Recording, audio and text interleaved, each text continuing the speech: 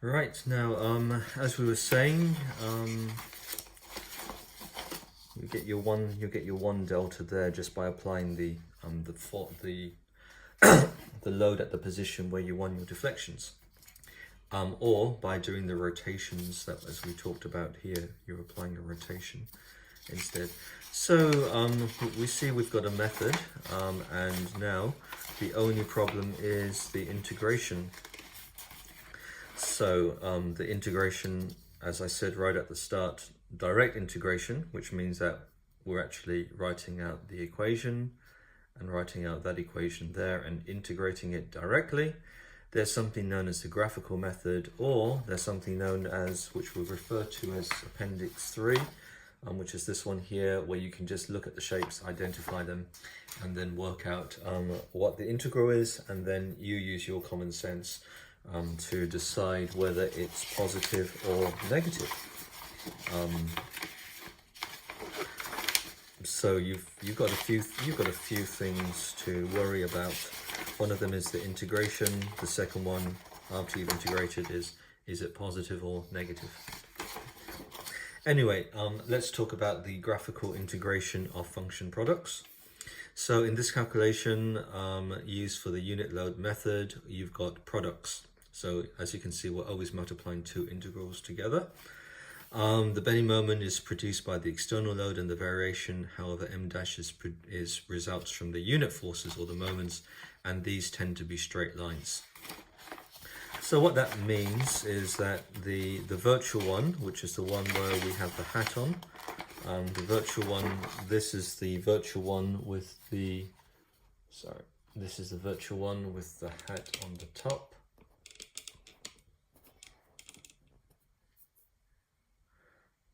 Okay, so this is the virtual one where we've got this hat on the top, and the virtual one always would be straight lines. Okay, so the real one could be straight lines, or that could be a UDL, so that could be curved around, but the virtual one does tend to be straight lines. So what is the method? Suppose we want to find an integral of a product of two functions. G of x is the straight line. So g of x is the straight line function, which would come from the virtual one, and f of x can be anything. So suppose we want to work those two out. We've got f of x and g of x integrated over the L, and so we've got two functions differentiated over the L. One of them is a straight line, and one of them is an arbitrary function that can be anything. Looking at the right hand side of the equation, we can recognize that the integral there would be given the area, and then this one here would be the centroid of the position, where A is the area under the plot and SF is the first moment of area.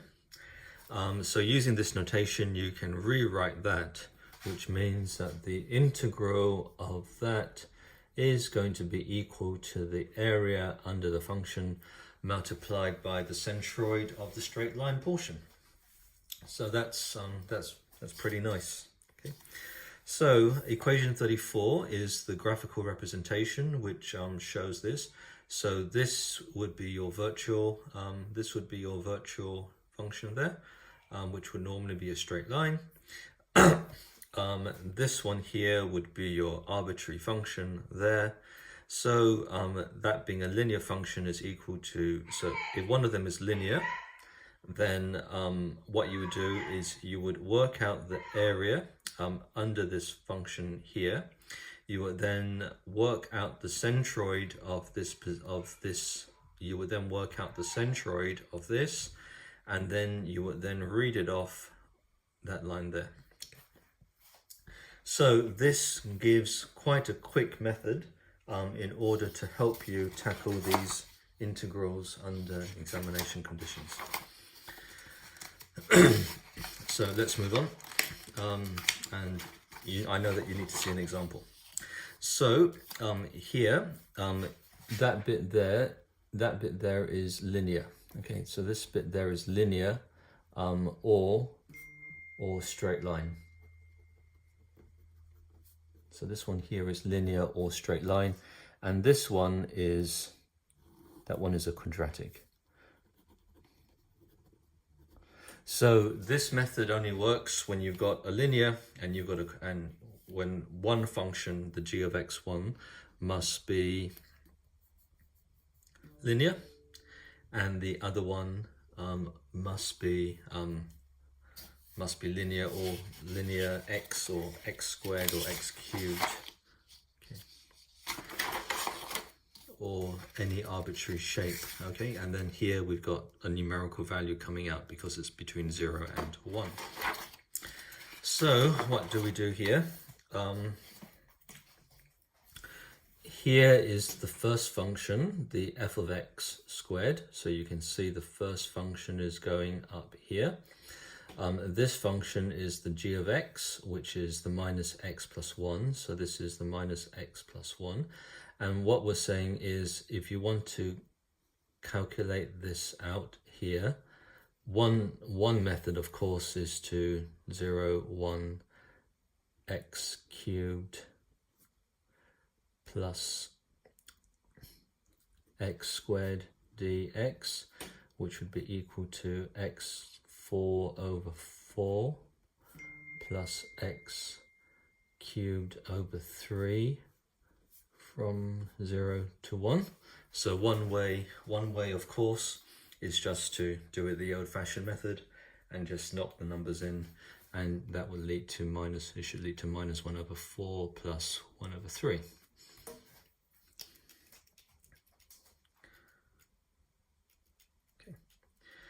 So, and as I said, yeah, we don't really worry about the signs at this moment. So here that's one function, and here that's the other function going down there. So what we will say is, can we work out the area under the first function? So the area under the first function is x squared dx, which turns out to be 1/3. So the area under the first function is 1/3. Then we calculate the centroid of this shape here. So we calculate the centroid of this shape here, and we find that the position of the centroid is 1/3. So the centroid of this shape, the position of the centroid is 0.75. And then we read off from there, we read off here on this function here, the g of x, and we get 1/4. And then the answer is the area under the first function multiplied by the value of the linear function where along the line of the centroid of the first function. So you can see that working down here. To facilitate these equations, so you might think, hey, it's much easier just to work it out the numerical way. But to facilitate these equations, if you look here, if you look down here, this will be in the course book as well. So this will be in the course book as well. This shows you how this tabulates for you how you can calculate areas of quadratic functions. So that would be a quadratic function or a cubic function, and it also tabulates for you how you will calculate the centroid of each part. Now, if it was a quadratic function, as you see here, this would be called on the fat side, and this would be called on the thin side. So because both that area and that area both have different centroids. So again, we will show through examples how this can be used to facilitate this calculation much faster. So you're not having to work out the areas, you're just looking it up from the table. Sorry, you're looking it up from this sheet here. Okay.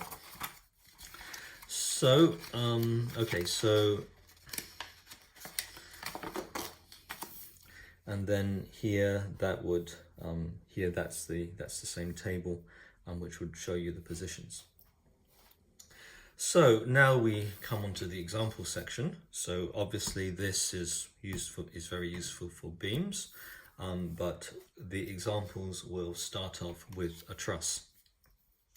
So this question says, find the vertical and horizontal deflection of the rightmost joint for the truss shown here. So this will require us to firstly solve the real forces in each of these members here. So you are required to do method of sections, method of joints under these two, under the 90 and the 90 here, method of sections, method of joints, and work out the forces in each of the members, 1, 2, 3, 4, 5, 6. So I hope that's clear. So this will be called the real to get the n, which would be the real. And then you will then have to solve another problem, which would be the virtual. So deflection at the rightmost side of the structure there. And we want to work out the vertical deflection. So I'll say that's part A of the problem. So we'll say this is part A of the problem. Okay, so this would be the virtual. And the virtual will give you the n dash. So the question says, what is going to be the vertical deflection there? So in order to get the vertical deflection there, I'm going to be sticking my virtual force 1 bar at the position where I want my vertical deflection. And I'm going to be putting the arrow in the direction. My arrow could be upwards or downwards, and the mats will take care of it. But in this case here, I'm just saying I'm guessing that the deflection is going to go downwards, so I'm going to be putting my arrow downwards. But if you can't reason that for any particular reason or make a slip and you had that in the opposite direction, it doesn't really matter because it would be taken care of by the calculation. So after you work out the real and after you work out the virtual, so we're going to be working out the forces in each of these members here, then what do? We go back to this equation here.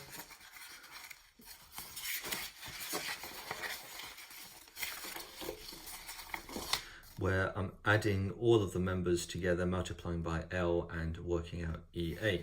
So for example, for member 1, I'll work out the real force, I'll work out the virtual force, I will then multiply that by the length of member 1, and then I will divide by EA of member 1, and then I'll get one value. And then I'll repeat for member 2, member 3, member 4, member 5, member 6, and add them up all together. So let's see this in the example. So at this stage here,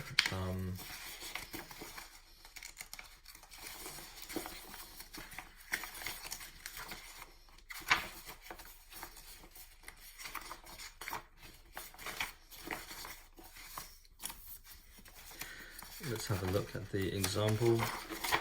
So as I said, we'll present it all in the table for members 1, 2, 3, 4, 5, 6.